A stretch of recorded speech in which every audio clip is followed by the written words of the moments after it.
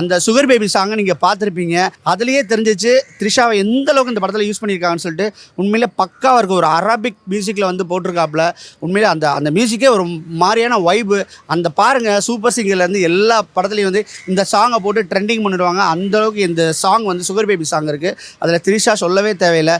அவங்கள காட்டின விதம் இருக்கு இல்லையா, சினிமோட்டோகிராஃபி வேறு லெவலில் பண்ணியிருக்காங்க. சான்ஸே இல்லை. எப்போவுமே டெக்னிக்கில் வந்து மணிரத்னம் படத்துக்கு பயங்கர ஸ்ட்ராங்காக இருக்கும். அது வந்து இந்த ராவணன் மாதிரி படத்தெல்லாம் பார்த்தீங்கன்னா அந்த காட்டை காமிக்கும் போதே அவ்வளோ சூப்பராக பண்ணியிருப்பாங்க.